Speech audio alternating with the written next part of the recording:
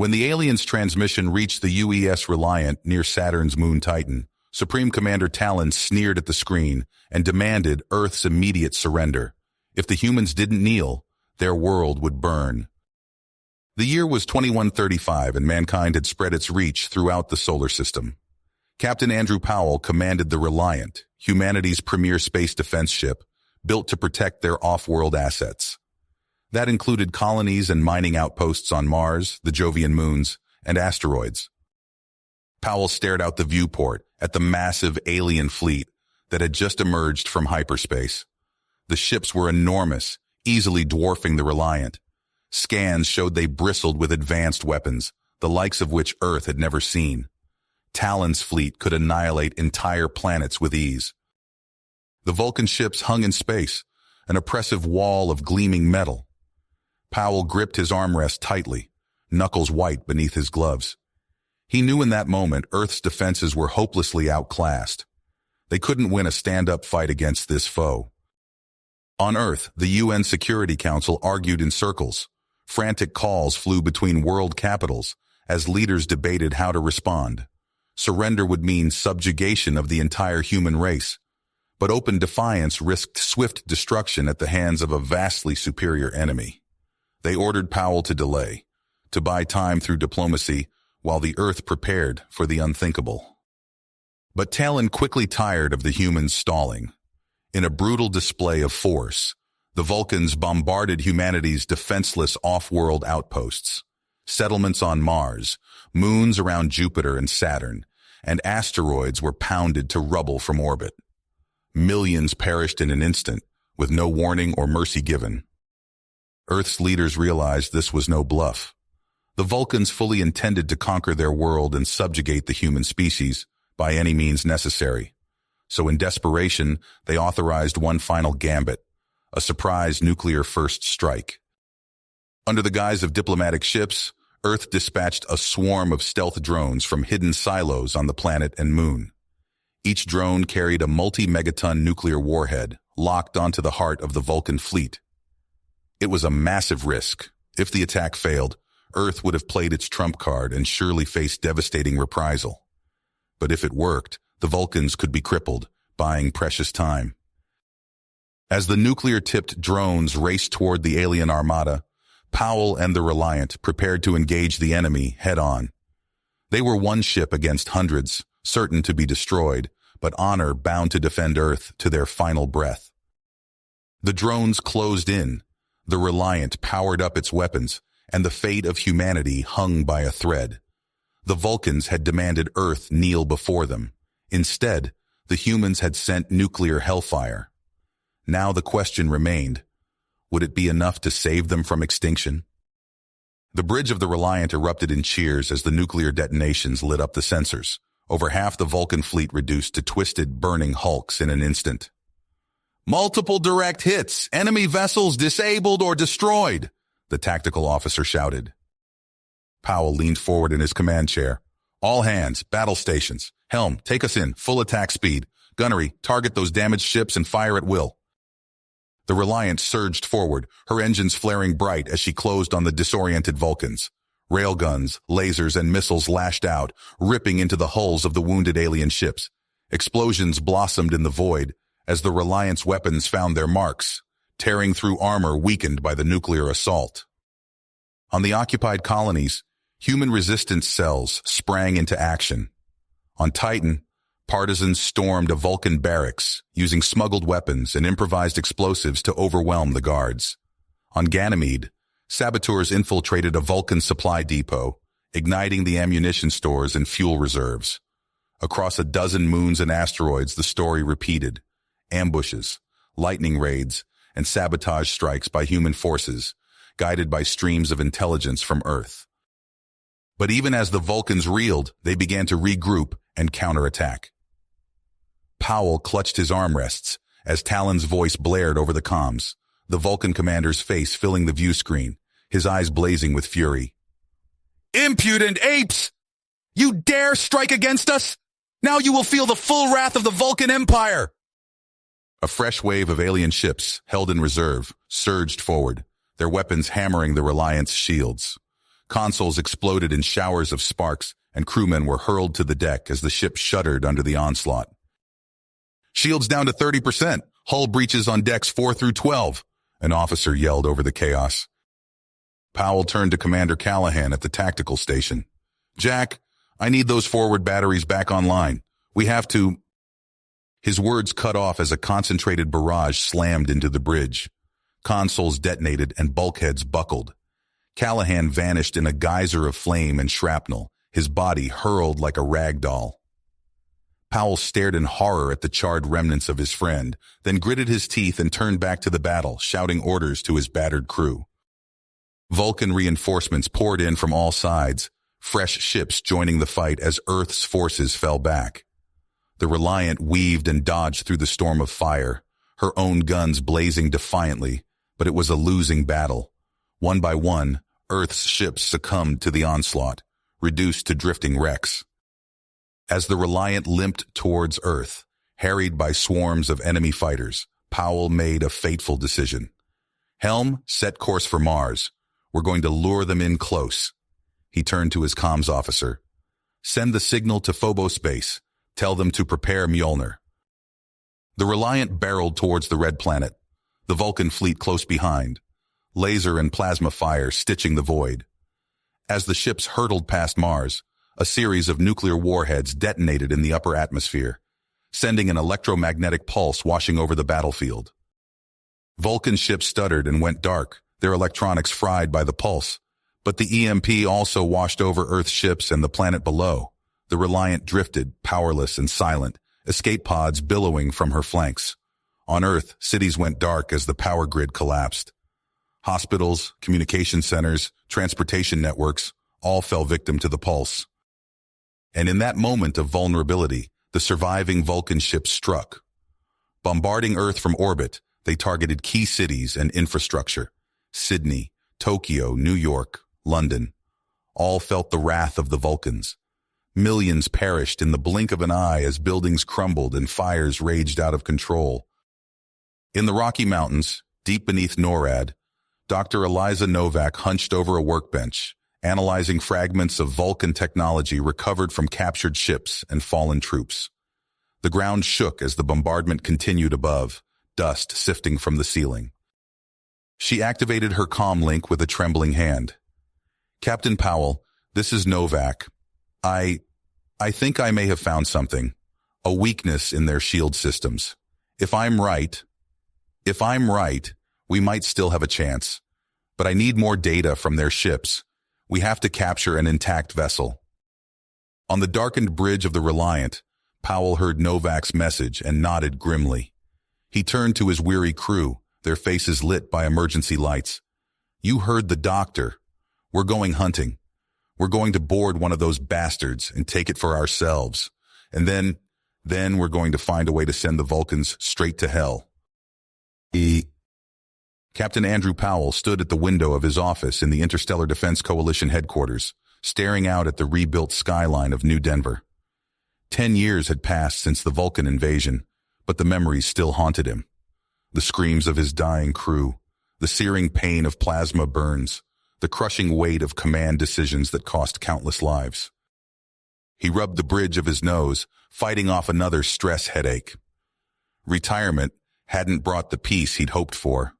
Instead, he found himself constantly reliving the horrors of the war, waking in cold sweats night after night. A chime from his desk terminal pulled him back to the present. "Captain Powell, your expertise is needed in R&D Lab 7, the AI assistant announced. Dr. Novak has made a breakthrough." Powell sighed and straightened his uniform jacket. Another day, another alien weapon to analyze. At least it kept him busy.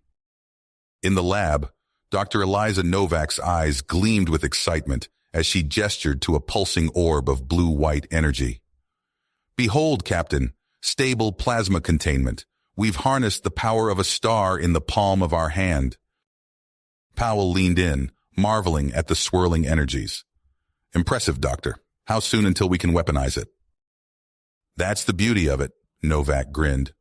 "We already have. This is the power core for our new frigate-class ships. It'll give us FTL capabilities and enough juice to power shield generators that can shrug off a battlecruiser's main guns. Before Powell could respond, alarms blared throughout the facility. Red emergency lights bathed the lab in an ominous glow. Unidentified vessel detected, the AI warned. Vulcan signatures detected near Jupiter. It's broadcasting a message. Powell's blood ran cold. On screen, he ordered. A star chart materialized, highlighting coordinates deep in the Kuiper Belt. A distorted voice crackled through the speakers. Beware, greater threat, coming for us all. Trap? Novak asked, her face pale.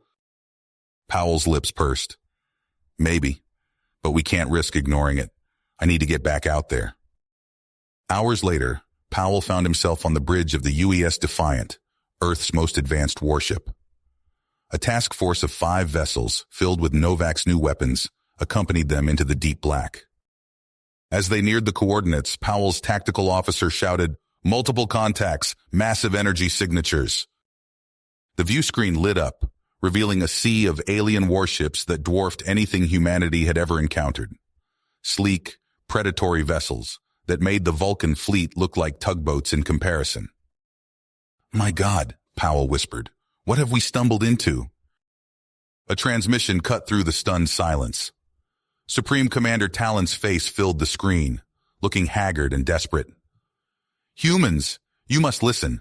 The Xyrillians have enslaved us, stripped our worlds bare. They're coming for you next. We need your help." Powell's fists clenched. The monster responsible for millions of human deaths now begged for their aid. But as he watched Xyrillian warships carve apart a fleeing Vulcan cruiser, he knew they had no choice. "Talon," Powell growled, "I should blast you out of the sky for what you did to Earth. But it seems we have a common enemy. What's your play?" The Vulcan's eyes narrowed. Their command ship houses a Xenon 185 power core. If we can destabilize it... Powell nodded grimly. "We hit them the same way we hit you. Poetic justice. But how do we get aboard?" "I have a team of commandos ready," Talon replied, "but we'll need your Marines to bolster our numbers." "Agreed," Powell said, already strapping on combat armor. "I'm leading this myself. You and I have unfinished business, Talon." The Joint Strike Force slipped past the Xyrillian defenses in a cloaked shuttle. Powell and Talon stood side by side, jam-packed with weapons and mutual distrust. As they neared the titanic Xyrillian flagship, Powell turned to his unlikely ally. "Just so we're clear, the second this is over, all bets are off between us." Talon's mandibles clicked in what might have been a smirk. "Wouldn't have it any other way, human." The shuttle's ramp lowered, and they charged into the maw of the enemy vessel. Plasma bolts sizzled past as Xyrillian defenders poured into the corridors. Powell and Talon fought back to back, their mutual hatred temporarily eclipsed by the need to survive. They battled their way deeper into the ship, leaving a trail of alien corpses in their wake. Finally, they reached the core chamber and froze in shock. The Xenon 185 reactor towered before them, a pulsing maelstrom of impossible energies. Its size and complexity defied their expectations. Worse, the room swarmed with Xyrillian troops, their superior numbers quickly overwhelming the strike team's defenses. Powell dragged a wounded Marine behind a fallen bulkhead, shouting to be heard over the din of battle. "Talon, this isn't going to work. We need a new plan, fast." The Vulcan commander decapitated a charging Xyrillian with his energy blade, then ducked into cover beside Powell. For a moment, their eyes met, enemies forced into an impossible alliance, with the fate of their civilizations hanging in the balance. "Well, human," Talon snarled, "it seems we're in this together. Any bright ideas?" Powell's eyes narrowed as he surveyed the massive Xenon 185 core, its pulsing energies contained behind an impenetrable shield. He turned to Talon, sweat beading on his brow. "We need to overload that core. It's our only shot." Talon nodded, his mandibles clicking. "Agreed. But how? Our weapons can't penetrate the shielding." Powell's mind raced. He glanced at the Xyrillian warship cannon nearby, an idea forming. "We split up. Your team creates a diversion, draw their fire. My Marines and I will rig that cannon to hit the core chamber. Talon barked orders to his commandos in guttural Vulcan. The alien warriors surged forward, plasma lances crackling as they engaged the Xyrillian guards. Energy bolts crisscrossed the air, scorching bulkheads and felling combatants on both sides. Powell and his Marines scrambled to the massive cannon, fingers flying over alien controls. Redirect power. We need maximum yield. The cannon's barrel swiveled, aligning with the core chamber. Powell's hand hovered over the firing mechanism. Now! A lance of pure energy erupted from the cannon, slamming into the core's shielding. For a heartbeat, nothing happened. Then the shield flickered, destabilizing. "Grenades now!" Powell bellowed. He and his Marines hurled salvaged Vulcan plasma grenades through the gap. The devices sailed into the chamber, detonating in a cascade of emerald fire. A deafening roar filled the air as the xenon core went critical. The deck lurched beneath their feet. Powell stumbled, his vision blurring as a Xyrillian warrior slammed him to the ground. When Powell's senses cleared, he found himself restrained, watching helplessly as the crippled flagship plummeted towards Eris's frozen surface. The behemoth's hull groaned, stressed beyond its limits. In orbit, the human fleet sprang into action. Nuclear warheads and experimental weapons lashed out, pummeling the disorganized Xyrillian armada. Suddenly, the Xyrillian ships began to detonate one after another. A blinding wave of energy washed outward, frying every electronic system in its path. Powell's stomach lurched as the flagship slammed into Eris's surface, metal shrieking as it tore apart. His world went dark. An eternity later, Powell's eyes fluttered open. Frigid air stung his lungs. He was in an escape pod, surrounded by battered survivors, both human and Vulcan. Talon sat across from him, looking worse for wear but alive. Powell pushed open the pod's hatch, revealing a desolate, alien landscape. The wreckage of the Xyrillian flagship stretched for miles, a twisted monument to the battle they'd fought. "We need shelter," Powell said, his voice hoarse. "Let's salvage what we can from the wreckage." As they worked to construct a makeshift refuge, Powell found himself side by side with Talon.